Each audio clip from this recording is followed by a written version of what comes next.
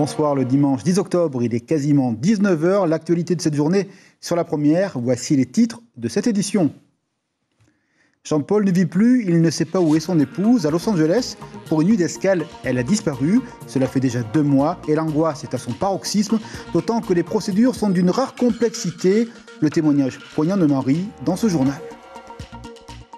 Il y avait de l'appétence et de l'appétit dans les hôtels de Tahiti aujourd'hui.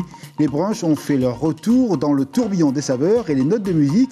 Et il y avait du monde, certains affichés complets, farandole de bonheur pour des gourmets satisfaits de renouer avec ce rituel dominical. Et les vagues à l'homme aussi sont revenus en ce dimanche. Les amateurs de surf ont à nouveau kiffé au-dessus des roulis. Les amis du Farniente également. Les spots ont revu les étincelles du plaisir sain et sportif, du temps libéré. Nous avons rencontré des gens heureux à écouter dans un instant.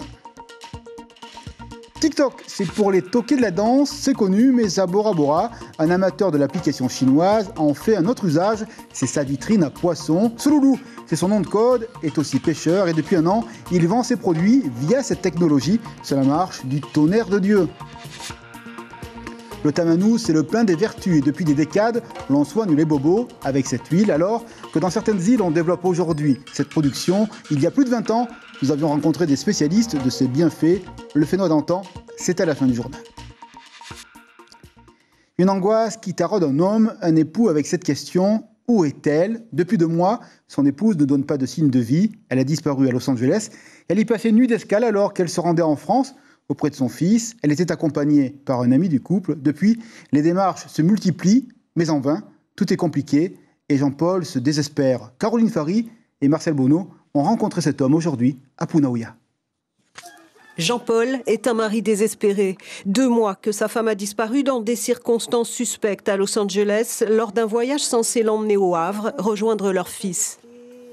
Elle n'est jamais arrivée à Paris. Il y a eu une escale entre Papeete et l'Axe-Paris. Donc, arrivée à l'Axe, elle devrait rester une nuit. Et dans la soirée du 13, elle a disparu. C'est dans cet hôtel d'Inglewood qu'elle aurait passé une soirée agitée. L'ami de la famille qui l'accompagnait, un certain Abel, aurait signalé par téléphone sa disparition le lendemain depuis le Mexique. Mais sans nouvelles de lui aujourd'hui, Jean-Paul émet des doutes. Elle a été fait boire par un Marocain, fait fumer par un Marocain et attirée dans sa chambre numéro 213 à l'hôtel Super 8. J'ai des doutes maintenant envers lui, envers ses propos. Voilà. Parce que tout est revenu avant notre départ, avant leur départ plutôt. Tout m'est revenu, tout ce qu'il a dit. Au départ, arrivé à Los Angeles, il devait faire un stage de pompier, quelque chose comme ça. Et pour finir, j'ai entendu dire qu'il allait au Mexique. Je sais, au Mexique, il a acheté un voilier l'année dernière. Mais rien de ça avant son départ, leur départ, n'a été dite. Malgré les sollicitations, les autorités américaines se déclarent incompétentes, tout comme les autorités locales qui le renvoient vers le consulat de France aux États-Unis. Une situation insoutenable pour Jean-Paul et ses enfants. Aujourd'hui, ma famille est brisée. J'ai quitté la maison 1 mois et demi. Je n'ai plus mis mes pieds là-bas. Une plainte est en préparation et le ministère national des Affaires étrangères doit ouvrir une enquête. Des hôtels bien remplis. Pour cause, il y avait un véritable besoin, celui de respirer à nouveau. Le week-end, rupture avec la semaine, c'est un fait. Et pour cela, la vie sociale et le partage en famille ont rendez-vous avec le dimanche et la fin du confinement est bienvenue. Elle est l'expression de la vie collective retrouvée avec toutes ses couleurs. La fréquentation des établissements hôteliers l'établit aujourd'hui clairement et notamment celle des brunchs car ils ont vraiment la cote. Reportage Nicolas Suire et Jérôme Lee. Le brunch à Tahiti est une valeur sûre, car se retrouver autour d'un repas copieux est un must dans certaines familles. Dans cet hôtel, toutes les tables ont été réservées. 50% des clients sont des locaux, un pourcentage de circonstances en période de Covid. D'habitude, les touristes occupent 80% des places, mais le restaurant fait salle comble, c'est déjà une très bonne nouvelle. Ça reste une belle opération, attention, 350 personnes, c'est pas tout le monde qui peut remplir son restaurant comme ça. Nous on est très contents, ça reprend vie au fur et à mesure, même pour les équipes. Ça n'aura pas été possible de rattaquer sur un gros brunch à 600-700 personnes. Il faut qu'on reprenne le rythme au fur et à mesure. Une belle reprise donc, car nombreux sont ceux à vouloir profiter de ce premier week-end de liberté. On a l'habitude, moi et la petite famille, de se réunir. Sur la semaine, on bosse beaucoup et tard des fois. Et ça nous permet de se réunir aussi en famille, le petit dimanche polynésien, comme on dit. Hein. Quand tu travailles à l'hôpital, tu fais que le boulot, la maison. À un moment donné, tu as envie de sortir pour t'évader un peu. Je suis là aujourd'hui, c'est parce que j'ai été invitée par mes enfants pour mon anniversaire et ça fait plaisir. Et là, je vois qu'il y a du monde et comme c'est la première fois que je viens ici, ça change. Et on est heureux, tu vois, sortir en famille. Les clients sont heureux, tout comme le personnel en reprenant le travail. On préfère travailler parce qu'on s'occupe beaucoup et on voit des clients, on partage notre culture avec les clients. S'ils ont besoin de quelque chose, on est là pour les aider aussi. On les oriente un peu aussi sur Tahiti pour visiter notre île. Salle comble, même avec 50% de tables en moins à cause de la distanciation sociale. C'est très satisfaisant, surtout pour une reprise. Rien qu'à voir les mâts au loin, il y a eu comme un frétillement à Taha, cette part du vent qui fait que l'on aime vivre. Le Wind Spirit est revenu à l'île Vanille. Sa silhouette avait manqué aux prestataires touristiques. Même si les visiteurs n'étaient pas nombreux, leur présence soulignait cette énergie qui donne de l'envie de ne pas renoncer sur place, au pied du bateau, Itimanaki. Accueillir les touristes provenant du Wind Spirit, les excursionnistes de Taha ne l'avaient plus fait depuis le reconfinement. Une petite quinzaine de touristes pour ces prestataires, de quoi leur donner le sourire. C'est vrai que ça redonne une bouffée d'air, hein, parce que depuis le premier confinement jusqu'à aujourd'hui, on a tourné un petit peu et encore. Ça redonne un peu de la joie, hein, ça permet un peu de vivre, de retourner un peu, je dirais pas, peut-être pas une vie normale, mais de recommencer un peu un nouveau départ. Voilà, c'est un nouveau départ au niveau de la société. Ici, c'est un endroit magnifique. On est vraiment heureux de voir que tous les commerces sont ouverts et que tout le monde peut voyager à nouveau en toute sécurité. Pour les sociétés de l'île, c'est un vrai soulagement. Comme ici, cette ferme perlière qui d'ordinaire accueille les touristes, elle a perdu plus de 70% de son chiffre d'affaires. La reprise des visites le week-end est une bouffée d'air pour ses employés. De recevoir justement encore ces touristes parce que c'est vrai qu'ils nous avaient quand même manqué depuis le Covid. Et donc les revoir venir de Parlement, c'est agréable parce que d'habitude, dernièrement, on voyait très peu de touristes. Le retour des paquebots dans le lagon de Taha est la promesse d'un retour à la normale pour ces 12 prestataires de l'île Vanille. Ils espèrent tous un rebond économique après le Covid. On l'espère aussi. La vie spirituelle a repris avec plus de ferveur également. Fini les restrictions de déplacement, les fidèles, pour célébrer leur culte, ont retrouvé toute leur vie communautaire, qui dans les temples ou encore dans les églises. Un dimanche de foi comme à la normale dans toute la Polynésie. Voici quelques réactions à ce retour des dimanches ordinaires du côté de la cathédrale de Papeete. Le Père Christophe et une fidèle répondent à Marcel Bonneau.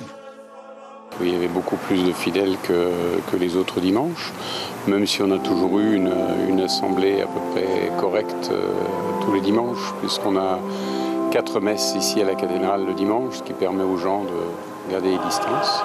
Mais c'est sûr que ce matin, notamment à 5h50, on avait beaucoup plus de monde. Oui. C'est maintenant que je reviens et tout, j'en profite, quoi. Hier, c'était la plage et maintenant, c'est la prière, place à la prière, comme tous les dimanches. Respire, c'est bon, en ce dimanche complice, chacun avait son programme. Après des week-ends sans autre horizon que son logement, nombreux fûmes-nous à prendre le chemin des écoliers, à la montagne, en randonnée ou bien à la plage pour un tranquille farniente qu'il est bon de ne rien faire quand tout s'agite autour de nous. Ode à ces jours libérés sur les plages de la côte Est, Sandroli, Taïbaribé. C'est la libération pour toutes ces personnes qui attendaient ce moment avec impatience. Sentir le sable chaud, se baigner et bronzer en profitant du soleil. Alors, ça s'amuse bien? Oui. À quoi vous jouez? Je sais pas. C'était l'idée de qui? Non. Sans l'idée. Ça veut dire bien, ça décompresse carrément. Ça, comme par exemple, nous, on est de phare, on est venu loin, surtout ici. On a besoin, on remet aux enfants qui... Il a besoin quand même des enfants aller à la plage. Voilà. Sinon, bien passé. Ça vous a beaucoup manqué? carrément, on a manqué un peu. Alors, ça fait plaisir encore de revenir à la plage. Pour ce premier dimanche de déconfinement, les baigneurs sont sortis en famille ou entre amis. On était là vers 7 h, on a pris notre petit déjeuner et on a préparé aussi pour le déjeuner, cette fois-ci avec les amis et les marraines. Il y a quoi alors au petit déjeuner? Alors, au petit déj, il y avait du pois rôti, des quiches, on a mangé de tout, poisson cru. À la Pointe Vénus, des boulistes s'adonnent à leur activité du dimanche autour du cochonnet. Un peu plus loin, sur la côte est, les surfeurs étaient heureux de retrouver leur sport préféré à l'embouchure de la Papineau et pratiquer de nouveau leur passion. Je dirais les marins, il n'y a pas mieux. C'était un moment que vous attendiez longtemps? Bien sûr.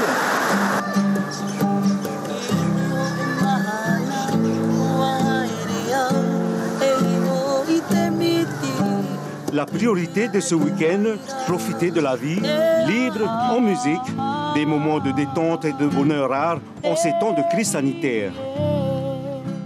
Sympa. Et puis il y avait de la compétition tout ce week-end, leur surf hétérois du côté de Papara, 3e étape des Masters du championnat de Tahiti. Les Masters, c'est-à-dire les compétiteurs qui sont âgés de plus de 35 ans, un âge où le talent est toujours grand. Ce fut le cas tant les vagues étaient belles. Aujourd'hui, les réactions d'un compétiteur recueilli par Taïva Ribé. Je trouve qu'on est privilégié parce qu'avec tout ce qui s'est passé là, on a tous été touchés et nous, ça nous fait vraiment plaisir de nous retrouver là et c'est que du plaisir. Les vagues aujourd'hui, elles sont carrément belles et on est tous motivés pour la compétition et merci à la Fédé et merci à tout le monde pour qu'on ait pu faire de la compétition. Le sport, c'est le week-end et le dimanche, on se régale et on s'est régalé du côté des Marquises. Là aussi, on a saisi le rebond du déconfinement. Ainsi, à huis clos, les équipes de volley de Wapo ont retrouvé l'énergie de la compétition. Un tournoi a réuni tous les licenciés. Ils ont profité de ces matchs pour améliorer leur performance et surtout continuer à donner au volley ses lettres de noblesse. Vous le savez, le sport a eu la médaille olympique du côté de Tokyo. Les images sont signées Lionel Teamoana pour ce retour.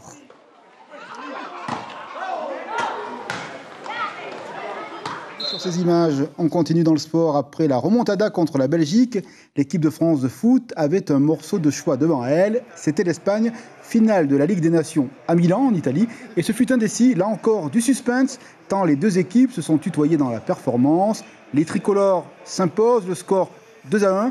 Pour suivre cet affrontement, les supporters avaient repris la direction des bars, histoire de ressentir collectivement la fièvre de la compétition.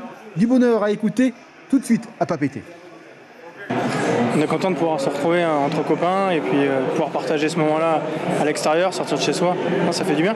Et on attendait tous un peu ça et c'est toujours plaisir. Bon là, il n'y a pas trop de monde, mais ça fait plaisir. Ce loulou, c'est un petit prénom charmant. C'est le nom de code d'Otimini sur TikTok, la célèbre application chinoise.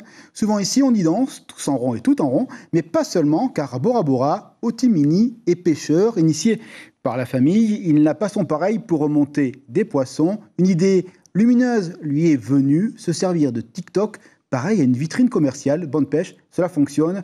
Depuis un an, ses clients réservent via ce système. Reportage Ignacio Ravino avec Rosana Matayota.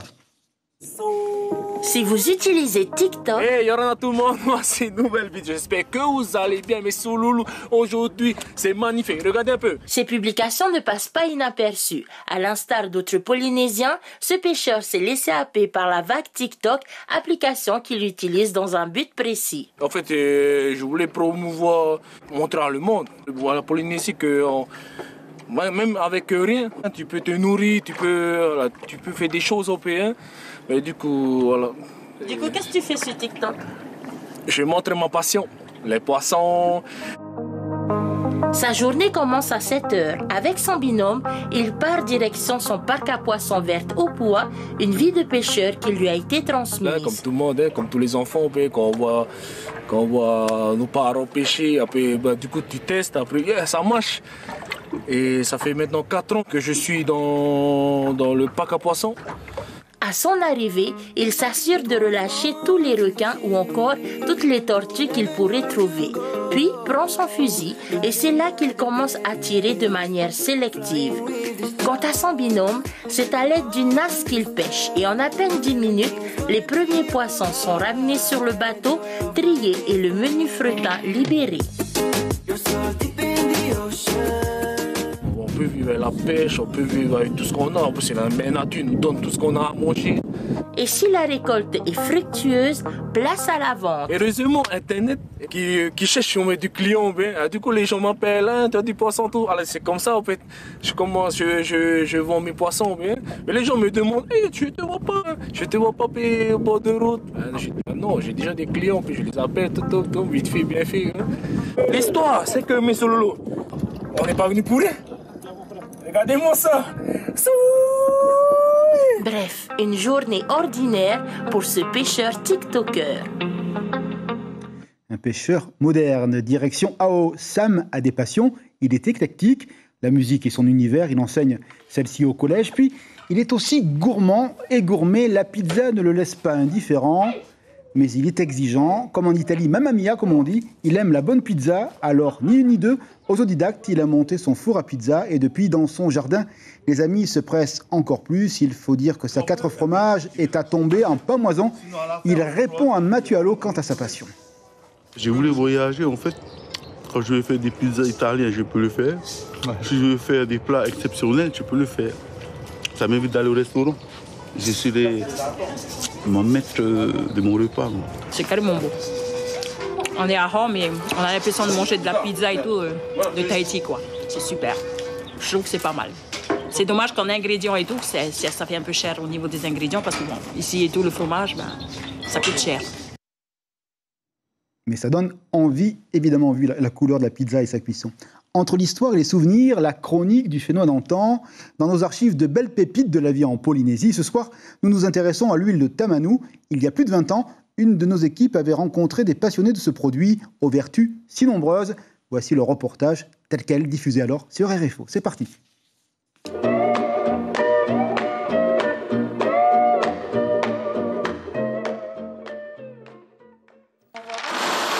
Calophyllum inophyllum, c'est le nom savant de la noix du tamanu, appelée aussi ati. L'arbre qui produit ses fruits colonise les plages coralliennes et les bords de mer. D'ailleurs, Léonard Tuatini achète ses sacs dans les atolls des Tuamotu. Il a installé chez lui à Punauia des séchoirs et a proposé à ses beaux-parents de travailler dans la petite entreprise qu'il vient de créer. Les noix sont décortiquées avec précaution car pour un meilleur résultat, l'amande doit être intacte. Léonard vérifie la qualité. Sa belle-mère est chargée de réduire les amandes à l'état de pâte. À 4, ils produisent 100 flacons de la précieuse huile et ne peuvent envisager avec cette manière de travailler très artisanale de faire plus. Ça va pour le moment, on s'en sort. Hein? Mais si on veut élargir un peu l'activité, il va falloir qu'on commande beaucoup de matières premières. Et on envisage aussi d'aller voir le territoire, si on peut avoir des aides. Et l'exportation, vous y pensez? Ça nous intéresse. On a déjà touché des clients en Californie et à Honolulu. Le problème qu'il y a, c'est qu'on ne peut pas les fournir pour le moment. Ils demandent 200 litres par mois. Alors, ça va être dur pour nous de les fournir. La pâte est mise au pressoir et il faut 30 kg d'amandes pour produire 3 litres d'huile. Les Américains attendront donc un peu. Léonard a travaillé 2 ans en collaboration avec le service de l'agriculture pour mettre au point ce procédé. Il met en bouteille un produit très pur, exempt d'additifs, tels les conservateurs. Il ne commercialise son huile que depuis 2 mois et a décidé de faire confiance aux bouche à oreille pour asseoir sa réputation. L'huile de tamanu est connue pour ses vertus cicatrisantes. Dernière étape, la décantation, puis le produit d'un joli verre est mis en flacon que Léonard ira livrer lui-même tout autour de l'île. Commentaire signé Brigitte Olivier, 19h passées de 19 minutes, rappel de l'information principale de cette journée de dimanche, une attente irrespirable et une angoisse qui va crescendo Jean-Paul, un citoyen de Punauia, est sans nouvelles de sa femme depuis 2 mois. Elle a disparu lors d'une nuit d'escale à Los Angeles. Depuis, il cherche à savoir ce qu'il s'est passé. Les hypothèses n'en finissent plus en tous les cas. Au début d'une réponse, c'est l'espoir pour ce mari qui se bat dans la perspective, espère-t-il, évidemment, d'un dénouement heureux. On va regarder l'agenda de la semaine à venir avec tout d'abord la question des retraites qui va se poser dès mardi. Une équation difficile, vous le savez, notamment due à la crise sanitaire et économique que traverse le pays. Mercredi, nous irons à Paris pour écouter le jugement du tribunal au sujet du patrimoine du président Gaston Flosse. Et vendredi, ce sera sur les antennes de la première, 4e édition des Voix d'Outre-mer avec les meilleurs chanteurs de l'ensemble de l'Outre-mer français. On va s'intéresser au programme de la soirée avec de la fiction. C'est la signature du dimanche sur la première. Tout d'abord, le Frelon Vert, avec l'histoire d'un justicier dans les rues de Los Angeles à suivre. Et puis après, Small Axe, on va parler d'une jeune fille amoureuse de reggae, cette fois-ci du côté de l'Angleterre. On va également pencher un regard sur le travail des confrères de la presse écrite. Ce soir, La Dépêche nous a envoyé sa une. Eh bien, on s'intéresse au conflit d'usage autour du lagon entre plaisanciers et habitants du côté de l'île de Moorea, à découvrir donc dans les pages de La Dépêche dès demain matin. Merci d'avoir été fidèle au rendez-vous de la première à la télévision. N'oubliez pas Internet 24h/24. Demain matin à la radio, comme d'habitude, ce sera le duo Carlos Tatua et Ibrahim Ahmed Azi pour les informations. 19h demain soir, journal français et le retour de notre jeune et talentueuse journaliste Ayata Taraou. Ce fut donc un week-end sans confinement et une cueillette d'images pleine d'une certaine fraîcheur joyeuse. La première a posé ses caméras ci et là pendant 2 jours. Pour vous dire adieu et au revoir, nous vous offrons de belles images de vie. Joyeuse semaine d'espérance sur la première. À bientôt.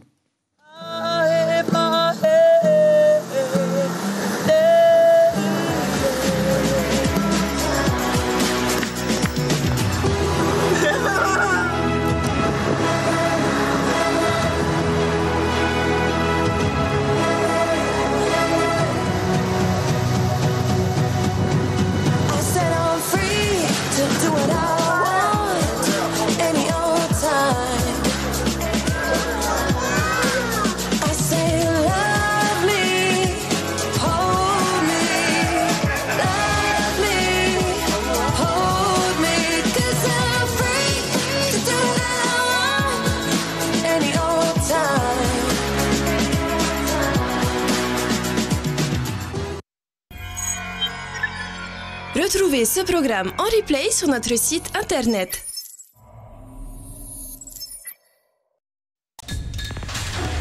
L'information en continu sur Polynésie la première, internet et réseaux sociaux.